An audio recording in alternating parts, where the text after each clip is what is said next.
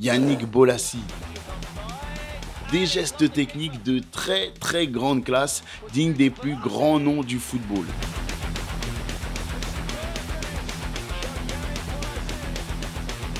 Il a martyrisé les défenseurs de Première Ligue et les meilleurs d'entre eux ont fait des cauchemars de ce joueur. Et pourtant, il n'est jamais passé par les plus grands clubs de ce championnat, que ce soit Manchester United, Chelsea ou même Liverpool. Non, il est resté à un cran inférieur et la majorité des connaisseurs de football ignorent le parcours incroyable de ce joueur sorti de nulle part.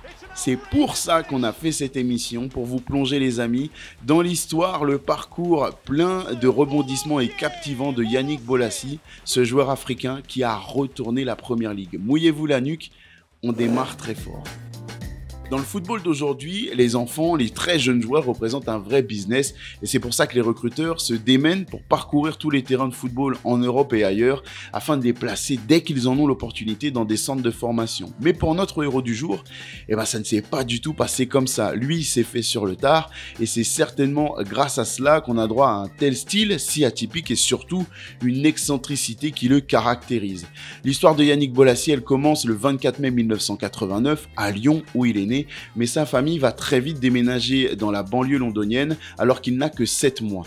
Ses parents sont originaires du Zaïre qui va plus tard devenir la République démocratique du Congo et ses cousins, 3 d'entre eux, ont déjà eu droit à une carrière professionnelle. On parle de Kendall Trésor qui est passé par Leeds mais également de Lomana Lualua ou Kazenga Lualua qui sont tous deux passés par Newcastle. Avec un tel entourage, une telle histoire, on peut se dire qu'Yannick Bolasie va très vite, grâce à son talent, intégrer un grand club de Première Ligue et un centre de formation. Mais ce n'est pas du tout le cas, lui va galérer et ce n'a fait pas partie de ses priorités parce que lui rêve de jouer au football avec ses amis au quartier, mais surtout de devenir rappeur. Alors non, rassurez-vous, il n'a pas fait la nouvelle école, ça sert à rien d'aller chercher sur Netflix, mais il a régalé sur les terrains de Première Ligue plus tard et on va détailler tout ça ensemble. Malgré sa grosse passion pour le rap, Yannick va tenter sa chance dans le football à l'âge de 16 ans en intégrant le club de Rushden and Diamonds. L'aventure va être très courte, elle ne va durer que 4 mois parce que le joueur s'ennuie. Mais ce n'est pas tout, il va quand même persévérer et intégrer l'effectif de Hillingdon Borough, un club de 8e division. Et là-bas, il aura même droit à un salaire, 20 livres par match et une prime assez particulière d'un burger à chaque fois qu'il marquera un but. Personnellement, je suis pas sûr que ce soit le meilleur moyen de le motiver et d'ailleurs, l'expérience ne va pas aboutir. Derrière, il va tenter de trouver un vrai métier et se faire embaucher en tant que charpentier par son beau-père. Mais le football n'en a pas fini avec lui et va revenir dans sa vie par un concours de circonstances assez particulier. L'ami d'un de ses cousins qui évolue dans le championnat de Malte va se blesser et le club où il évolue va être à la recherche d'un remplaçant. On leur glisse le nom d'Yannick, le club va se laisser convaincre et lui va poser ses valises dans la petite île méditerranéenne. Il va y disputer 14 matchs avec le club de Floriana et va même marquer son premier but le 1er octobre 2007 face, pour la petite anecdote, aux Hotspurs de Pieta. C'est le surnom de Tottenham également, et lui est un grand fan d'Arsenal. Une anecdote comme ça ne s'invente pas et ça va lui permettre de lancer réellement son aventure dans le football. À la suite de cette expérience maltaise, le joueur va prendre sa carrière en main. Comment? En composant une vidéo, une compilation de ses meilleurs gestes, ses meilleures actions qu'il va mettre à disposition du grand public sur la plateforme peu connue à l'époque, YouTube. Mais l'agent de son cousin va également prendre ce lien, le partager avec une dizaine de clubs anglais afin de voir si des clubs sont intéressés. Et vous savez quoi?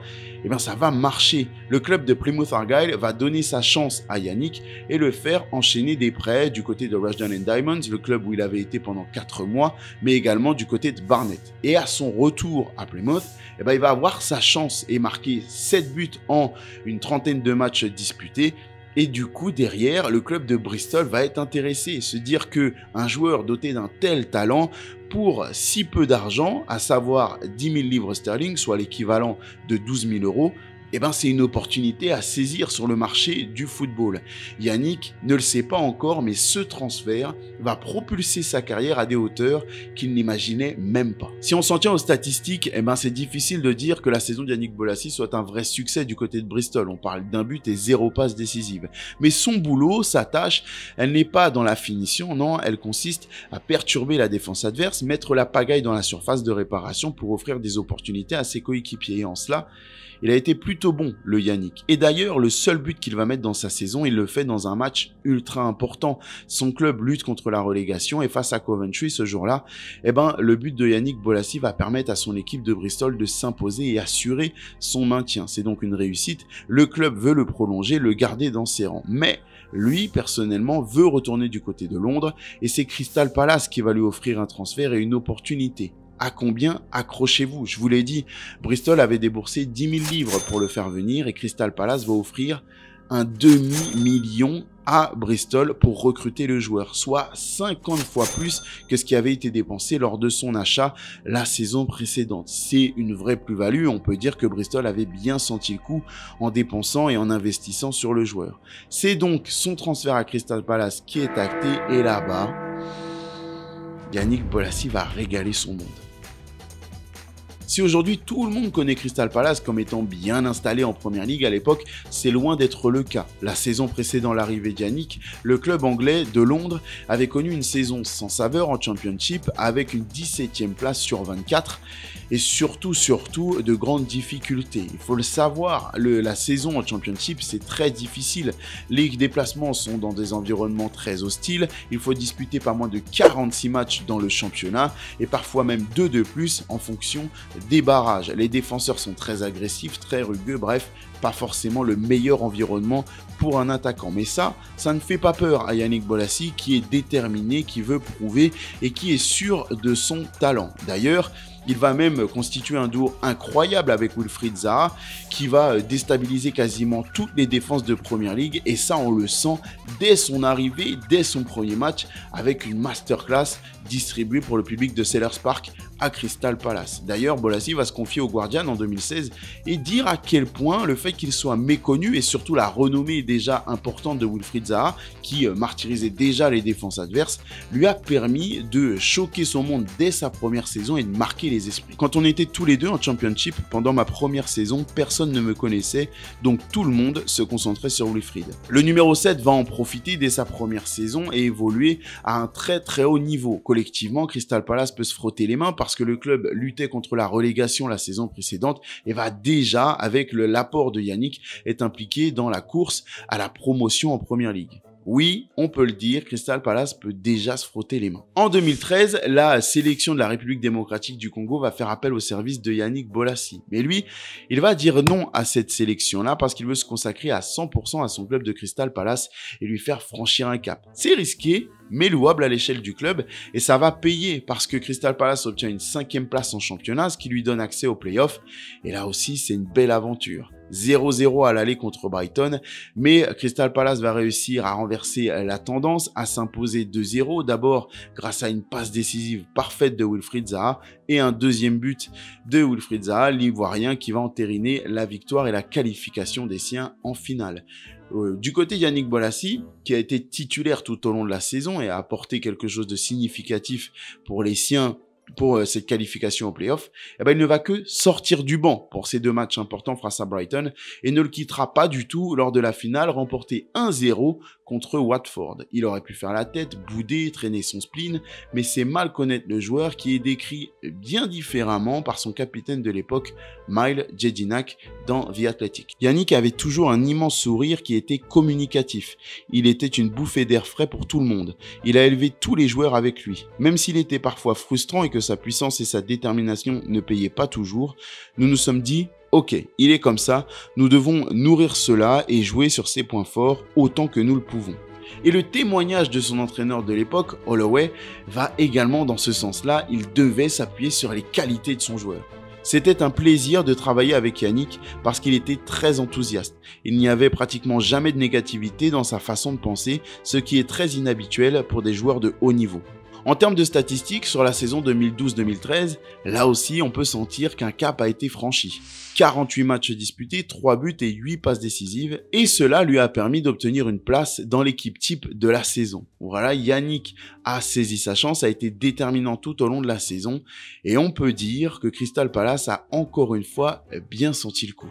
Yannick Bolasie est un homme heureux. 6 années plus tôt, il jouait pour des burgers. Et là, rendez-vous compte, il va découvrir le championnat le plus prestigieux au monde, la Première Ligue avec Crystal Palace. Et ça ne s'arrête pas là.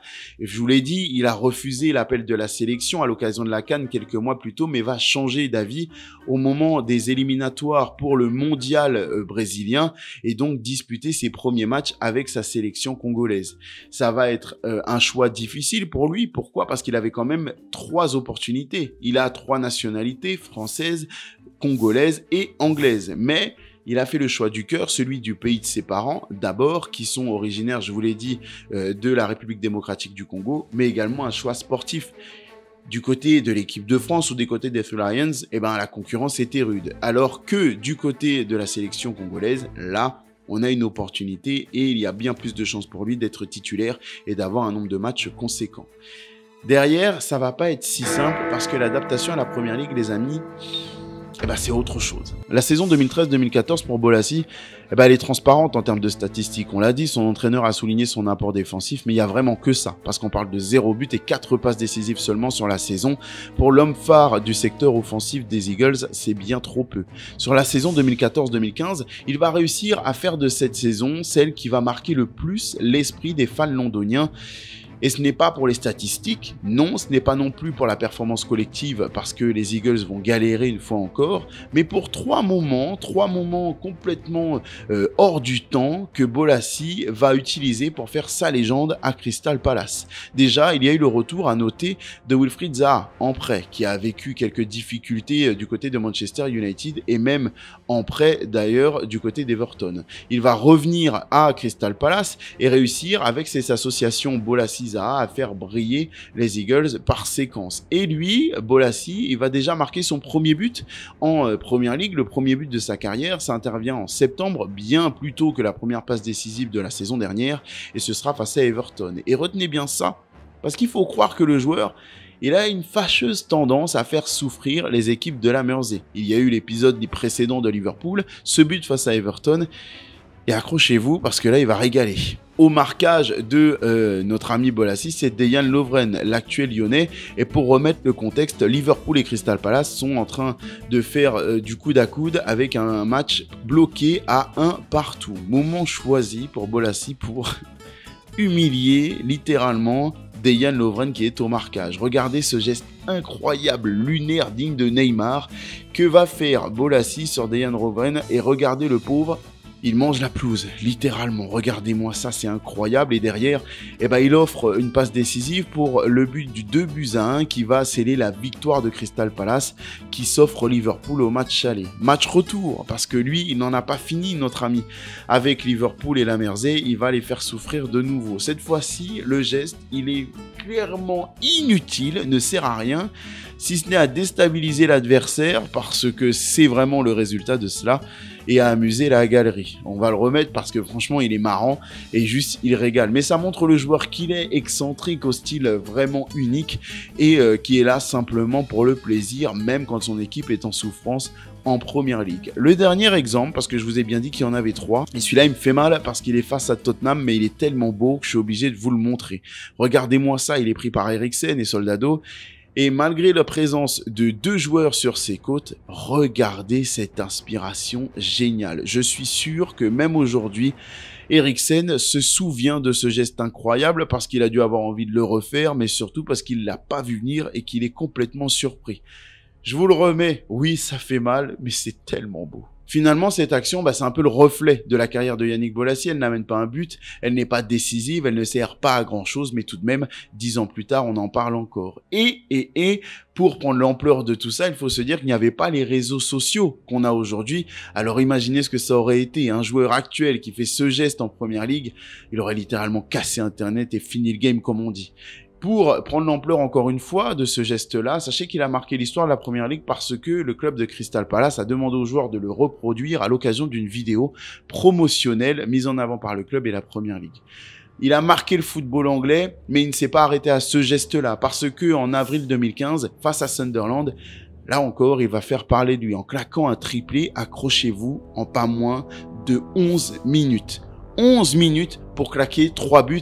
C'est sensationnel, c'est du niveau de Lewandowski au niveau du Bayern de Munich, donc il faut apprécier la performance. Pour la petite anecdote, c'est seulement Sadio Mané qui détient ce record-là, du triplé inscrit en moins de temps possible. Il a mis 3 buts en 2 minutes 57. Bravo monsieur Sénégalais, bravo Sadio Mané qui appartient encore une fois à une autre sphère, mais ça permet quand même de mesurer l'exploit réalisé par Yannick Bolasie. Au niveau collectif, Crystal Palace terminera 10e de cette première ligue et si on parle statistiques, Yannick Bolasie finalement ce sera 4 buts, 6 passes décisives en plus d'une trentaine de matchs disputés. Bref, le monsieur fait mieux, on n'est pas encore à la hauteur d'un joueur qui peut porter son équipe par ses buts, mais tout de même, il marque de son empreinte un championnat et surtout les esprits de tous les admirateurs du football anglais.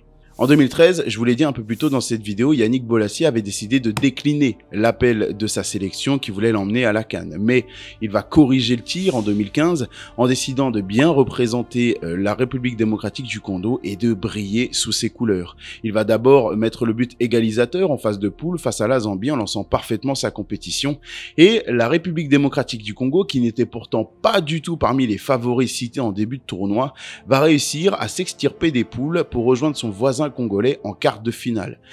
Match épique parce qu'à la 65e minute, les coéquipiers de Yannick Bolasie sont menés par 2 buts à 0, moment choisi par l'ailier pour lancer la révolte et offrir une passe décisive à son coéquipier pour la réduction du score. Derrière, c'est une déferlante de buts avec un score final 4-2 en faveur des coéquipiers de Bolasie qui vont aller jusqu'en demi-finale face à la sélection qui va remporter ce tournoi, la sélection de la Côte d'Ivoire, mais les coéquipiers de Bolasie vont quand même réussir à remporter la petite finale pour la 3e place au penalty. Vous avez déjà forcément vu quelque part la célébration, la fameuse danse sur les fesses du gardien Robert Kidiaba qui avait fêté la qualification des siens. Cette compétition, ce tournoi de la CAN qui est si prestigieux et tellement apprécié dans le continent africain, va permettre à Bolasie de briller et de sortir parmi le 11 décisif, le meilleur 11 de la compétition, ce qui prouve à quel point le joueur est devenu un taulier de sa sélection.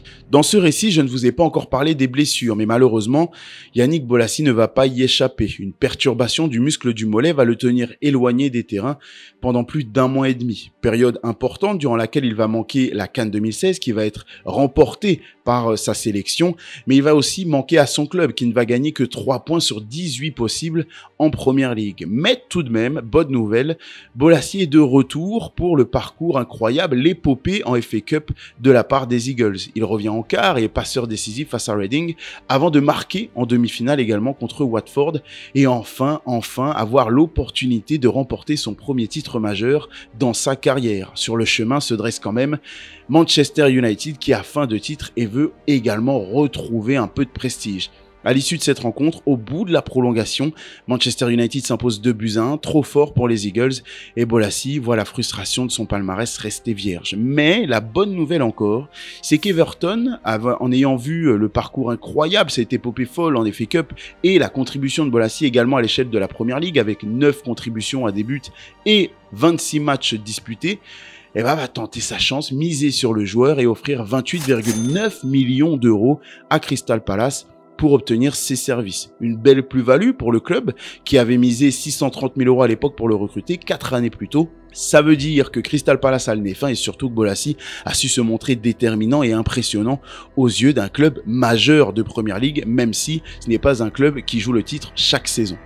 Le Congolais va lancer parfaitement sa nouvelle aventure avec les Toffees. Il va être titulaire très rapidement et va même contribuer à 5 buts en 7 matchs disputés. Dès la fin de l'automne, le joueur est déjà très important et même majeur dans cet effectif. Mais tout va s'arrêter soudainement lors d'une rencontre au mois de décembre face à Manchester United. Dans un contact assez anodin avec Anthony Martial, le joueur va voir ses ligaments croisés être rompus et se déchirer le ménisque. Une blessure que tous les joueurs de football redoutent et qui va le tenir éloigné des terrains pendant une très longue période. Pas moins de 370 jours d'absence et de convalescence.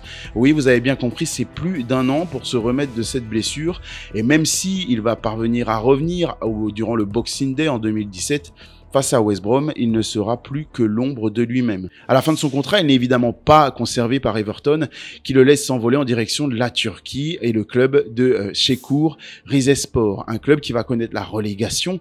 Et à 33 ans, Bolasie se retrouve en D2 turc, bien loin des spotlights de la Première Ligue. Il va quand même y connaître sa saison la plus prolifique, mais il veut retrouver son amour du football anglais et va rejoindre donc Swansea au Pays de Galles pour évoluer en Championship. L'aventure ne se passe pas bien, elle se termine aussi vite qu'elle a commencé avec 0 but, 0 passe décisive en 10 matchs disputés. Sentant la fin de sa carrière arriver, il décide de s'offrir un dernier kiff, s'envole vers le Brésil et le club de Criciúma Esporte Clube, un petit club du sud du pays. Là-bas, il est la star de l'effectif et le chouchou du public.